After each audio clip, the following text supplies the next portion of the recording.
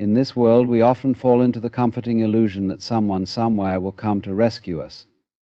We wait for a sign, a hero, or a miracle to sweep away our struggles and set things right.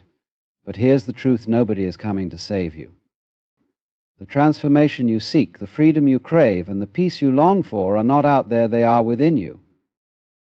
And it is only when you awaken to this reality that you begin the journey of true self-empowerment. We live in a world that thrives on the idea of rescue. It's a deeply ingrained narrative. Someone or something will come along to save us, to pull us out of the mess we've found ourselves in, to fix what's broken, and to make us whole again. Whether it's a friend, a lover, a leader, a spiritual guide, or even fate itself, we wait hoping that salvation will arrive from the outside. But this belief is an illusion, one that can keep us trapped in a cycle of dependency and stagnation. The truth, raw and unfiltered, is that nobody is coming to save you. This realization can feel like a punch to the gut at first, a cruel and jarring notion that strips away the safety net we've clung to. But if you look closer, you'll see that it's not cruel, it's liberating. When you stop waiting for someone else to save you, you are left with a profound truth: you are your own savior. No one else can step into your shoes and walk your path for you. No one else can feel the depths of your emotions, face your fears, or make the decisions that define your life. This is your journey, and it demands your active participation. Yet we often shy away from this truth because it's easier to believe that someone else holds the key to our happiness. It's comforting to think that a future event, relationship, or circumstance will magically set everything right. But by pinning our hopes on external solutions, we give away our power. We become passive players in our own lives, waiting for a rescue that may never come. There's a certain beauty in the chaos of life, a wild unpredictability that can feel overwhelming yet invigorating. To embrace this chaos is to accept that struggle is a natural part of existence. It's not something to be feared or avoided, but rather an opportunity for growth. The challenges you face, as daunting as they may seem, are not barriers to your happiness. They are the very crucible in which your strength is forged. When you stop waiting for someone to save you from your struggles and instead step into the storm, you discover that you are far more capable than you ever imagined. You learn to navigate the chaos, to find your own rhythm within it, and to dance with it rather than resist it. The idea that someone else will save you is rooted in the illusion of control, that there is an external force that can order your life in a way that brings you peace. But life doesn't work like that. Peace doesn't come from outside, it comes from within. And freedom doesn't arise from the absence of struggle, but from the way you engage with it.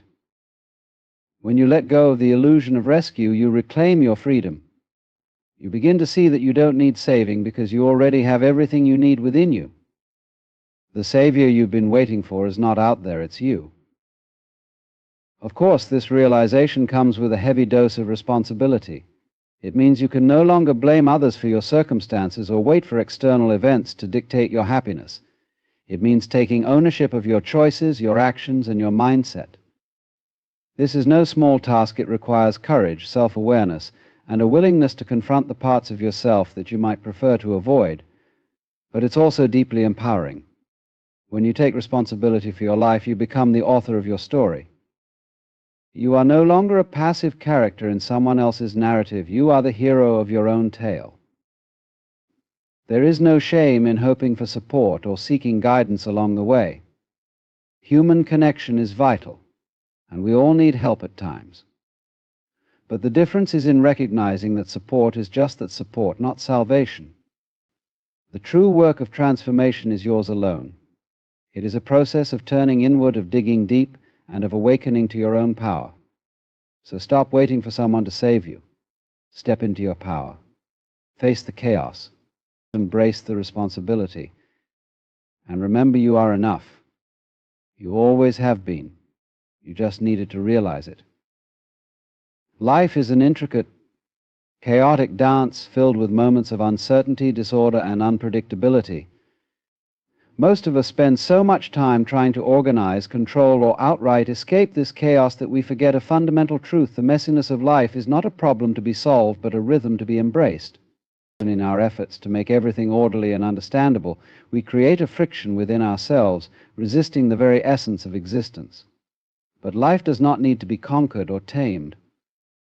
It needs to be experienced, and in doing so, you discover that the beauty of living often lies not in its order, but in its wildness.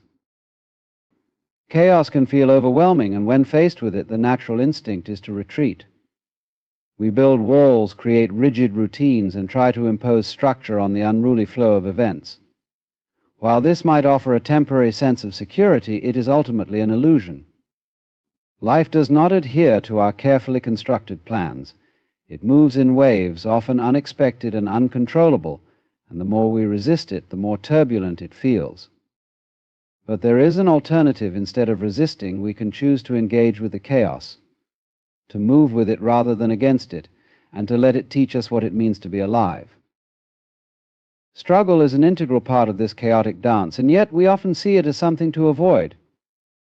We label it as bad, uncomfortable, or even a sign of failure, forgetting that struggle is not a deviation from life, it is life itself. Without struggle, there is no growth, no evolution, and no understanding of our strength. The challenges we face, as difficult as they may be, are not obstacles meant to derail us. They are opportunities to discover who we are, to stretch beyond our perceived limits, and to realize that we are far more resilient than we think. When you embrace chaos, you allow yourself to exist fully in the present moment, where life is always happening. The past is gone, a memory shaped by our interpretations, and the future is yet to come, a projection of our hopes and fears. The only reality is now, and chaos reminds us of this by pulling us into the immediacy of experience. It demands that we let go of our need for certainty and instead trust the process. This is not to say that life becomes easier or less painful when you embrace chaos. On the contrary, it often becomes more intense, more vivid, and more real. But in this intensity lies the potential for profound transformation. Consider the waves of the ocean. They crash and roar, unpredictable in their movement, yet there is a harmony to their rhythm, a natural order within the disorder. To fight the waves is to exhaust yourself, but to ride them is to find balance, even in their wildest moments.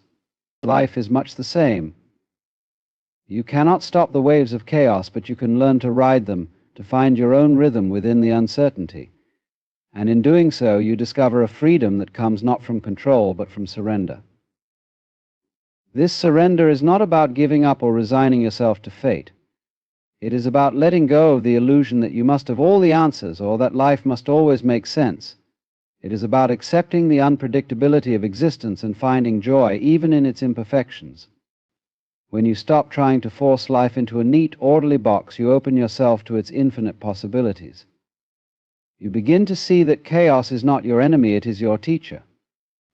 It shows you where you need to grow, challenges you to adapt, and invites you to step into the unknown with courage and curiosity. Embracing chaos also means embracing yourself in all your complexity. You are not a static being, but a dynamic, ever-evolving force, shaped by the experiences you encounter. The more you resist the chaos within yourself, your fears, doubts, and imperfections, the more disconnected you become from your true nature. But when you accept yourself as you are, with all your contradictions and uncertainties, you find a sense of peace that cannot be shaken by the external world. So let the chaos of life wash over you. Stop fighting it. Stop fearing it. Open your heart to its wild, unpredictable nature and let it guide you to places you never imagined you could go.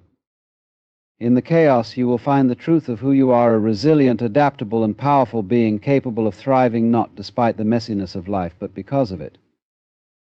The storm may rage, but within it, there is always a calm, waiting for you to discover it. Freedom is one of the most sought-after states in human existence. We speak of it as a goal, an ideal to be achieved, something that once attained will bring us peace and fulfillment. Yet freedom is one of life's great paradoxes. It is not something given to us by external forces, nor is it entirely dependent on our circumstances. It is a state of being that exists within us, available at every moment, regardless of what is happening in the world around us. The paradox lies in the fact that while life may impose limitations on us, rules, responsibilities, and the unpredictability of events, we are always free in how we choose to respond to those conditions. This realization can be unsettling because it places the onus of freedom entirely in our hands. It's easier to blame external forces for our sense of confinement or unhappiness. It's the job, the relationship, the government, or the economy that's holding us back, we tell ourselves. But when we look deeper, we see that the true source of bondage is often within us, our beliefs, fears, and attachments. We become trapped not by life's circumstances, but by our resistance to them, by our refusal to accept and engage with what is. The moment we recognize this, we begin to see the immense power we have to liberate ourselves, even in the most challenging situations. To be free is to understand that control over external events is an illusion. Life moves according to its own rhythm, often indifferent to our plans and desires. We cannot predict every twist and turn, nor can we manipulate the outcomes of every situation. But what we can control is our perspective, our actions, and our state of mind. This is where true freedom resides, not in the absence of struggle, but in the ability to meet life as it is, with courage and grace. When we stop fighting against reality and start flowing with it, we discover a sense of peace that is unshaken by external circumstances. This kind of freedom requires letting go, and letting go is one of the hardest things for most of us to do. We cling to ideas, expectations, and identities that we believe define us. We hold on to the past, wishing it had been different, or grasp at the future, hoping it will bring us what we lack. In this clinging, we create our own chains. Freedom comes when we release these attachments and allow ourselves to be fully present in the moment. It's not about giving up on desires or ambitions, but about loosening our grip on how things must unfold. It's about trusting that life, in all its unpredictability, has its own wisdom. The paradox of freedom also reveals itself in our relationships with others. We often think that being free means having no obligations, no ties, and no commitments. But true freedom doesn't come from isolation, it comes from the ability to connect with others without losing ourselves in the process. It's about giving and receiving love without clinging, about supporting others while remaining rooted in our own sense of self. In this way, freedom is not the absence of connection, but the presence of healthy boundaries and mutual respect. Another layer of the paradox is that freedom is not always comfortable. It demands responsibility, self-awareness, and a willingness to face the unknown. When you realize that you are free to choose your thoughts, actions, and reactions, you can no longer blame anyone else for your unhappiness. This level of accountability can feel overwhelming, but it is also deeply empowering. It means that you are not at the mercy of life's circumstances, you are the creator of your experience. Every moment presents a choice, and in those choices you shape your reality. True freedom also challenges the narratives we've been taught about success and security. We often trade our freedom for the illusion of safety, conforming to societal expectations or pursuing material wealth in the hope that it will bring us stability. But these external markers rarely provide the sense of fulfillment we seek. Freedom, on the other hand, is a state of being that comes from aligning with your true self, from living authentically and embracing your unique path. It is not something that can be given or taken away by others.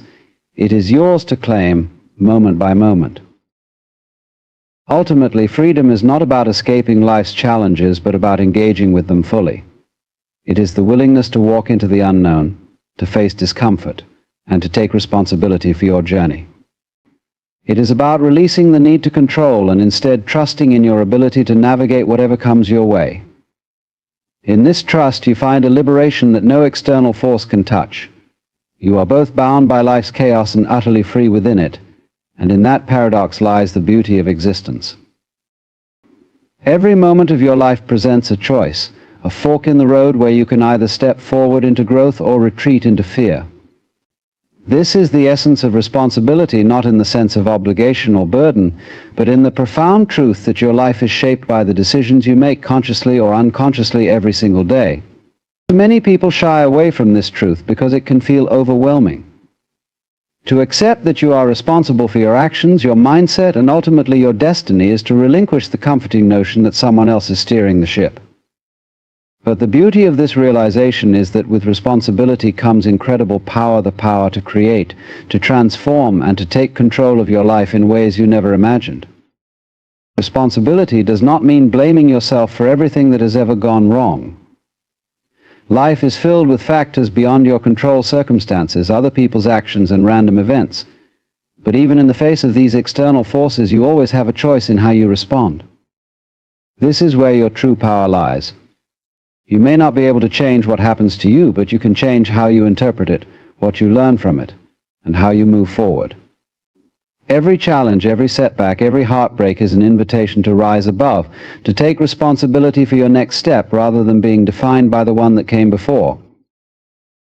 For many, the weight of responsibility feels daunting because it requires self-awareness. It demands that you look inward, confront your fears, and acknowledge the ways you may have been complicit in your own stagnation. This is not an easy process. It means letting go of excuses, breaking free from the victim mentality, and recognizing that while life may be unfair at times, you are not powerless.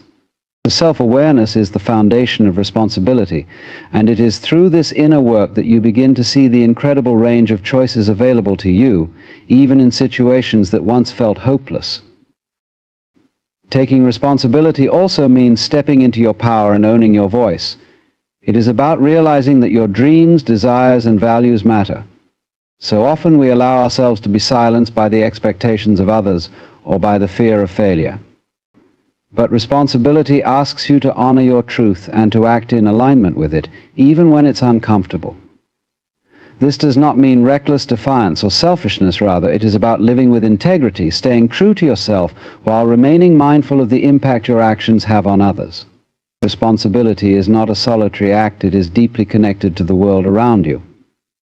When you take responsibility for your life, you also contribute to the collective good, showing others what is possible when we step into our fullest potential. The choices you make each day may seem small, almost insignificant: a decision to wake up early, to speak kindly to someone, to invest time in learning a new skill.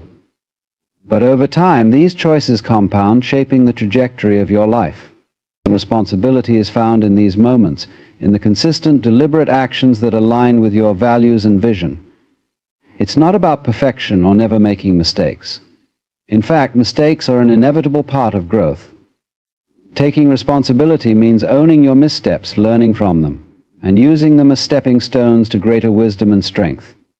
It is through this process of trial and error that you begin to trust yourself, to see that you are capable of navigating even the most challenging circumstances. When you embrace responsibility, you also begin to see that it is not a burden but a privilege. To have agency over your life, to make choices that reflect your deepest truths, and to create meaning from your experiences is a gift. It allows you to move from a place of reaction to a place of intention, where you are no longer a passive participant in life but an active creator. Responsibility is not about carrying the weight of the world on your shoulders. It is about realizing that you are the architect of your own reality. It is not freedom from life's difficulties, but freedom to engage with them fully, knowing that you have the power to shape your own experience. In taking responsibility, you also inspire others to do the same. Your courage to face life head-on, to own your choices, and to create a life of purpose becomes a beacon for those around you. Responsibility is contagious, and when you live it, you give others permission to step into their own power. This ripple effect is one of the greatest contributions you can make to the world, not by trying to save others, but by showing them what is possible when they save themselves.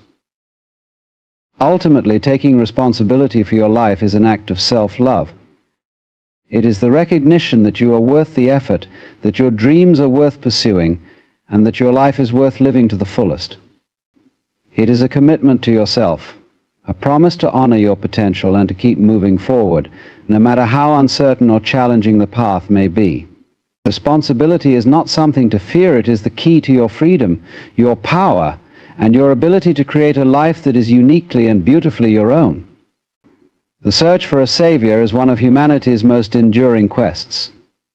We grow up hearing tales of heroes who swoop in to rescue the lost and broken, of guiding figures who possess the answers we long for, and of external forces that will one day align to lift us from our struggles. This archetype of the Savior is deeply embedded in our collective psyche, offering a comforting narrative that someone or something beyond us holds the key to our transformation. But the truth, as simple as it is profound, is that the Savior we seek is already within us. We spend so much time looking outward for solutions that we forget the immense power we hold to change our lives from within. The hero of your story has always been you. It's tempting to believe that salvation lies in something external, a relationship, a job, a mentor, or a sudden stroke of luck. These things can certainly provide support, guidance, and inspiration, but they are not the source of transformation. No external force can do the inner work for you. A partner cannot heal wounds you refuse to confront. A teacher cannot instill wisdom you are unwilling to seek. And even the most favorable circumstances will not bring peace if you have not cultivated it within yourself. The external world can only reflect what is happening inside you. This is why the most profound changes in life occur not when something outside of us shifts, but when we choose to step into our power and become the Savior we've been waiting for. Becoming your own Savior does not mean you must face life's challenges alone. It doesn't mean rejecting help or pretending you have all the answers. On the contrary, it requires humility, the willingness to ask for support, to learn, and to grow. But it also means recognizing that the ultimate responsibility for your life lies with you. It is your choices, your mindset, and your actions that determine the course of your journey. Help from others is valuable, but it is you who must do the work of walking the path. And at its core, being your own Savior is about reclaiming your power. So often we give our power away, believing that our worth or happiness depends on external validation. We wait for someone to choose us, to see our potential, to tell us we're enough. But what happens when you stop waiting and choose yourself? What happens when you decide that your voice, your dreams, and your well-being are worth fighting for? This is not arrogance or selfishness. It is a radical act of self-respect. It is a declaration that you will no longer wait for permission to live the life you deserve. The journey of becoming your own Savior is not without its challenges. It requires facing the parts of yourself you've ignored, the fears you've buried, and the stories you've told yourself about what is possible. It requires stepping into the unknown, trusting that you are capable of handling whatever comes your way. This can be terrifying, but it is also where freedom lies. When you stop looking for someone else to save you, you realize that you have always been enough. You see that the strength, wisdom, and courage you need have been within you all along, waiting for you to awaken to them. This process of awakening is not a one-time event, but a lifelong practice. There will be days when you doubt yourself, when the weight of the world feels unbearable, and when the temptation to fall back into old patterns is strong. In these moments, remind yourself that being your own Savior does not mean being invincible. It means showing up for yourself even when it's hard. It means offering yourself the same compassion, patience, and encouragement you would give to a loved one. It means trusting that every step you take, no matter how small, is a step toward becoming the person you were always meant to be. To be your own Savior is to embrace your wholeness, the light and the shadow, the triumphs and the failures, the strength and the vulnerability. It is to see yourself not as broken or incomplete, but as a dynamic, evolving being capable of incredible growth. It is to recognize that the power to create the life you desire does not come from outside you, but from within. You are the architect of your destiny, the writer of your story, and the hero of your journey. The world does not need more people waiting for saviors. It needs more people willing to step into their power and lead by example. When you become your own Savior, you inspire others to do the same. You show them that it is possible to rise above challenges, to create meaning from struggle, and to live with purpose and authenticity. This ripple effect is one of the greatest contributions you can make to the world, not by fixing others, but by showing them what is possible when they choose to save themselves. The Savior you've been searching for is not someone you need to find, it is someone you need to become. It is the version of yourself that chooses courage over fear, action over hesitation, and growth over comfort. This Savior is already within you, waiting for you to recognize your own power. The question is not whether you will be saved, but whether you will rise to the occasion and become the hero of your story. The answer, as it always has been, lies in your hands. We are often told to be kind to everyone, to turn the other cheek, to give endlessly without expectation. But have you ever stopped to ask, at what cost? You see, kindness, like water, is meant to flow, but not all soil is fertile enough to nurture it. Some take it, waste it, and return nothing. And if you continue giving without wisdom, you are not practicing kindness. You are merely exhausting yourself. True kindness is not about pleasing everyone. It is about knowing where your energy is best spent, because in the great dance of life, not every partner moves in harmony with your rhythm. Kindness in its purest form is a radiant expression of the soul, an offering of warmth in a world that can often be cold and indifferent. But what happens when this kindness is given without thought, without discernment? What happens when you pour your energy into people who do not value it, who see your kindness as weakness, or worse, as something to exploit? You see, kindness is not merely about being agreeable or endlessly forgiving. It is not about sacrificing yourself on the altar of another person's indifference. To believe that kindness must be given to all, regardless of their actions, is to misunderstand its true nature. Kindness, when given without wisdom, turns into self-sabotage. It becomes an act of self-betrayal rather than self-expression. Imagine a river that flows without direction, spilling into dry, cracked earth where nothing grows. The water disappears, wasted, lost to the void. But a river that flows with purpose, towards fertile land, nourishes, sustains, and brings life to all that it touches.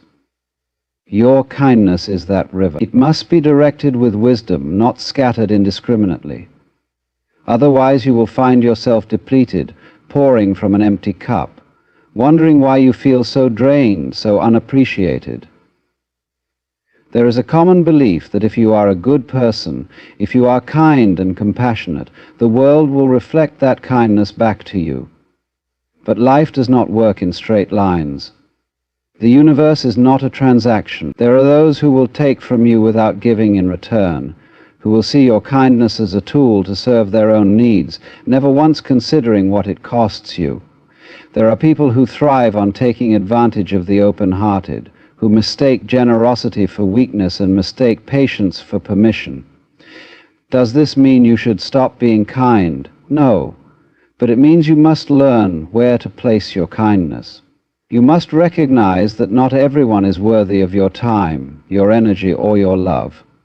Just as the sun does not shine endlessly in one place, burning the earth beneath it, you must learn when to step back, when to withhold, when to say no. My kindness is not for you. There is a profound difference between being kind and being a people-pleaser.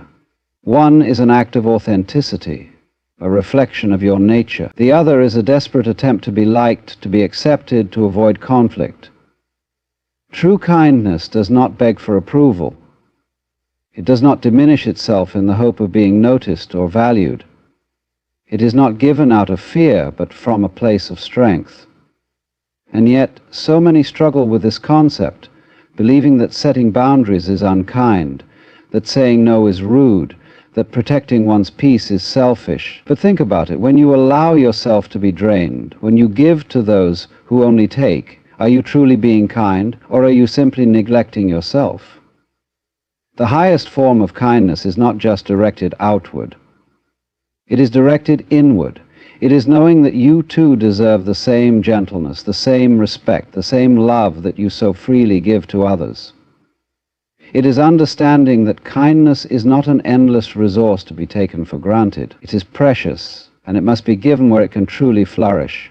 When you start valuing your kindness, when you stop giving it away to those who do not deserve it, you will notice something remarkable. You will find that your energy is lighter, your heart is freer, and your mind is clearer. You will start to attract those who genuinely appreciate you, who reciprocate your kindness, who recognize its worth. Because when you set the standard for how your kindness is received, you elevate not just yourself, but the entire quality of your relationships. So do not fear withholding kindness from those who do not respect it. Do not mistake unconditional giving for unconditional love, because love in its truest form is discerning. It does not enable, it empowers. And when you learn to protect your kindness, when you learn to give it only where it is valued, you will discover that you are not losing anything, you are simply choosing to honor yourself. The idea that you must be liked by everyone is one of the greatest illusions that keep people trapped in cycles of unnecessary suffering. From childhood, we are conditioned to believe that kindness is a currency for approval, that if we are good enough, selfless enough, and forgiving enough, the world will respond with love in return. But life does not work this way. Seeking universal approval is an endless and fruitless pursuit, because no matter how kind you are, no matter how much you give, there will always be those who misunderstand you, who take advantage of you, or who simply do not care. To live freely, you must let go of the need to be liked by all. There is a profound peace in realizing that not everyone's opinion of you matters, that not every person you meet is meant to stay in your life, and that kindness should never be a tool for validation. When you give kindness from a place of authenticity rather than a need for approval, you liberate yourself from the exhausting game of people-pleasing. But this is where the struggle lies. So many people confuse kindness with submission. They believe that in order to be seen as a good person, they must always say yes, always be available, and always put others before themselves. They bend over backward to accommodate, to be agreeable, to avoid conflict. But in doing so, they become invisible to themselves. They trade their own happiness for the fleeting comfort of making others happy, often at the cost of their own well-being. And yet, what does this constant giving truly achieve? It does not create deeper relationships. It does not make people respect you more. If anything, it does the opposite. People come to expect your kindness, to take it for granted, to assume that you will always be there, no matter how they treat you. And when you finally decide to step back, to set boundaries, to say no, suddenly you are the one seen as unkind, as difficult, as selfish. But what does that reveal? It shows that they were never truly appreciative of your kindness in the first place. They were merely comfortable with your compliance. Realizing this is not an invitation to become bitter or cynical. It is not about withholding kindness out of spite, nor is it about shutting yourself off from the world.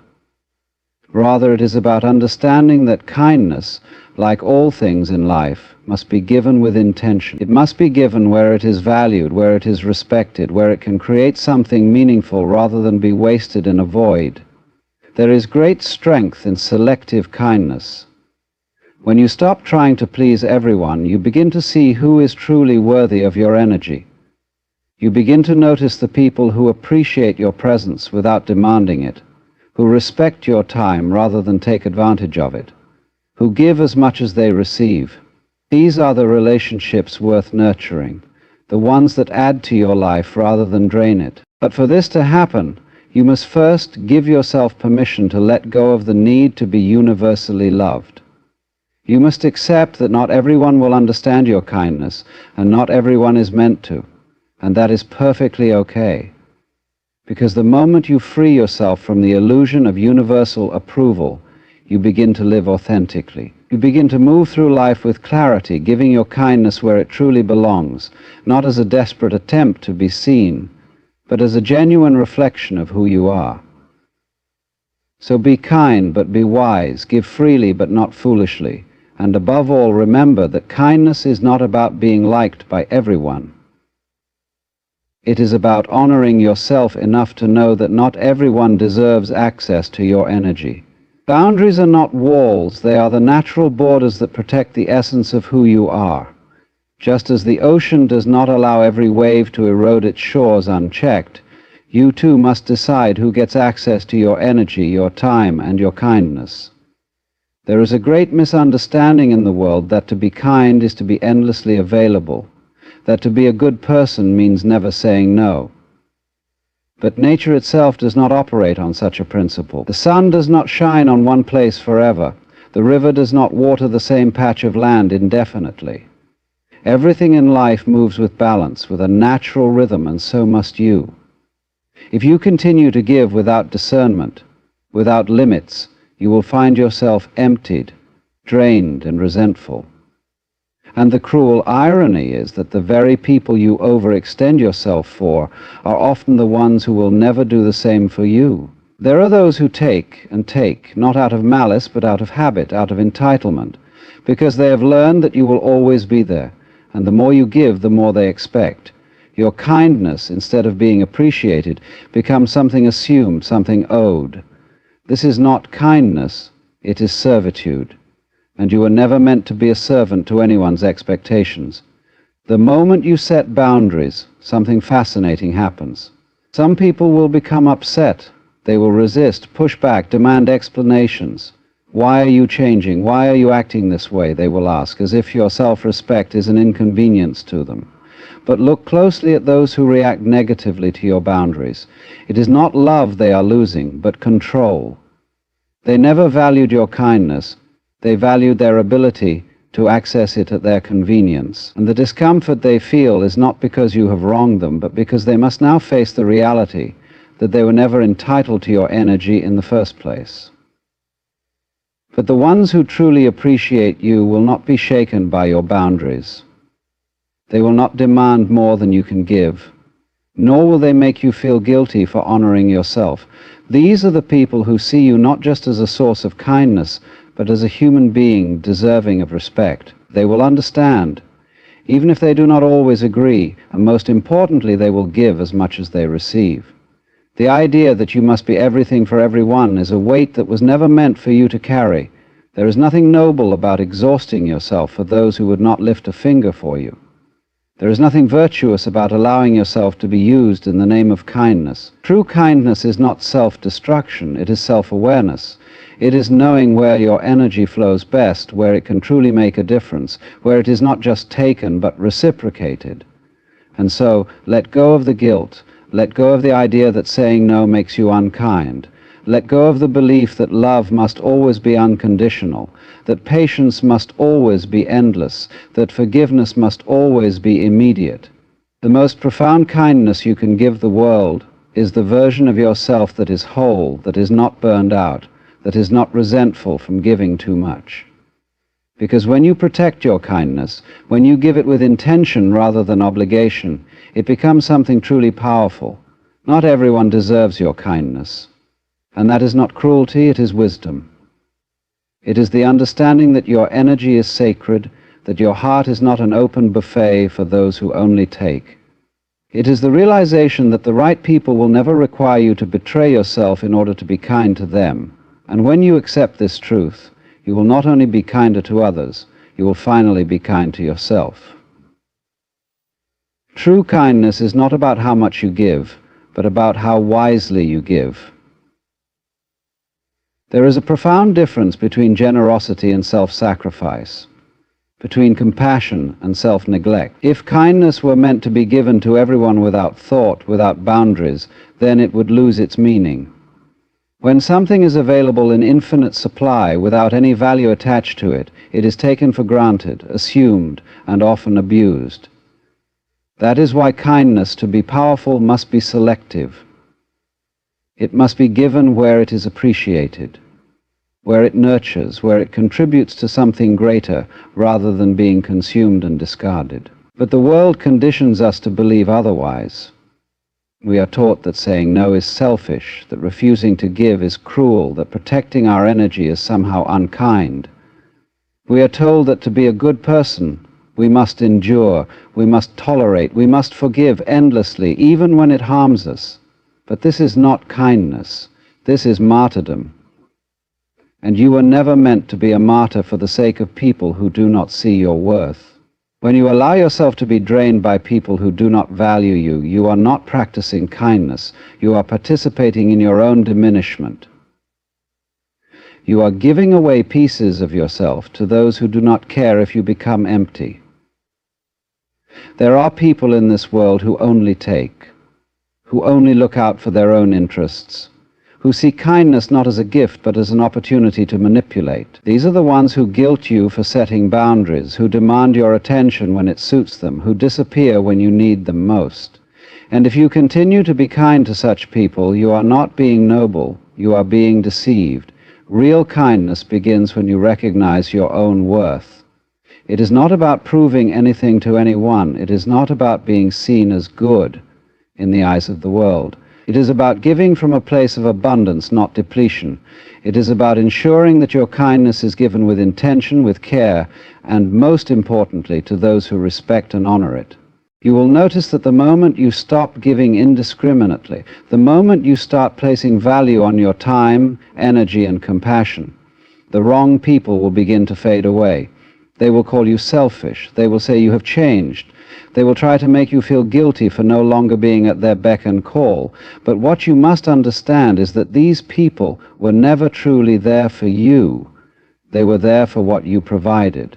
And now that they no longer have unlimited access to your kindness, they feel threatened, not because they miss you, but because they miss the convenience of you. The right people, however, will not be shaken by your boundaries. They will understand that kindness is not about giving endlessly, but about giving meaningfully. They will respect your need to recharge, to prioritize yourself, to say no when necessary. These are the people who will not just take your kindness, but will return it in equal measure. They will not drain you, they will nourish you. They will remind you that kindness, when shared between those who truly appreciate it, creates something far more beautiful than when it is thrown into the void of those who do not care. You do not exist to be consumed by the needs of others. You do not have to earn love by being endlessly giving. You are worthy even when you are not giving.